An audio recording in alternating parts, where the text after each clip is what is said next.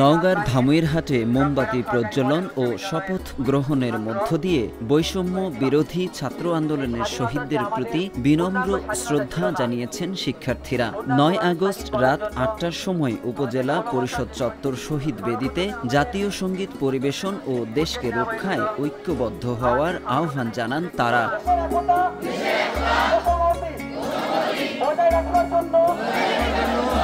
অনুষ্ঠানে শহীদ আবু সাইদ সহ সকল শহীদদের প্রতি গভীর শ্রদ্ধা জানিয়ে বাংলাদেশকে বিশ্ব দরবারে মাথা উঁচু করে দাঁড়াবার এবং সন্ত্রাস ও দুর্নীতিমুক্ত বাংলাদেশ গড়ার শপথ গ্রহণ করা হয়। অনুষ্ঠানে নেতৃত্ব দেন ধামইরহাট বৈষম্য বিরোধী ছাত্র আন্দোলনের নেতারা। আমাদের এই আন্দোলনের মূল উদ্দেশ্য হচ্ছে বাংলাদেশে যেন কোনো দুর্নীতি না থাকে, একটা দুর্নীতিমুক্ত সুন্দর সোনার বাংলাদেশ গড়তে পারি। এজন্য তো আপনাদের উপর যখনই দেখবেন যে দুর্নীতি হচ্ছে, তখন বুঝতে পারবেন যে আমাদের উপর দুর্নীতি হচ্ছে, তখন নিজ জায়গা থেকে প্রতিবাদ করবেন। তারপর আমরা ছাত্র সমাজ আপনাদের পাশে আছি। এর আগে বিকেল 4:30টার সময় ধামইরহাট MM সরকারি ডিগ্রি কলেজ চত্বর থেকে শিক্ষার্থীরা একত্রিত হয়ে আমাইতাড়া এবং পূর্ববাজার ব্রিজের উপরে জনসচেতনতার জন্য পরিষ্কার পরিচ্ছন্নতা অভিযানে অংশ নেন। এ সময় রং তুলিতে রাঙিয়ে তুলতে দেখা যায় বিভিন্ন স্থানকে।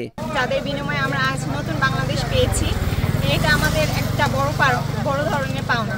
আমরা আশা করি এই ছাত্র সমাজে আগামী দেশ গঠন করবে এবং দেশকে সুপথে সুরাস্তায় সঠিকভাবে পরিচালনা করবে। সারা দেশের সাথে তাল মেলায় আমরা ধামইরহাট উপজেলায় একটা কার্যকলাপ নিচ্ছি।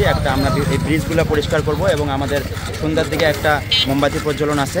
এগুলোর মাধ্যমে আমরা কালকে আমাদের লিফলেট বিতরণ করব। এই যে সারা দেশে বিভিন্ন অরাজকতা চলতেছে, তার বিরুদ্ধে আমরা লিফলেট বিতরণ করব। এগুলো পরিচ্ছন্ন কর্মসূচি আজকে শুরু করছি। এটা দ্বারা যেন আমাদের ধামইরহাটের সকল স্তরের মানুষ অনুপ্রাণিত হয় এবং চেষ্টা যেন করে যে আমরা ধামইরহাটকে পরিষ্কার পরিচ্ছন্ন রাখবো, যেখানে সেখানে ময়লা আবর্জনা ফেলবো না। এছাড়া সড়কে দুর্ঘটনা ও বিশৃঙ্খলা এড়াতে শিক্ষার্থীরা ট্রাফিকের দায়িত্ব পালন করেছেন।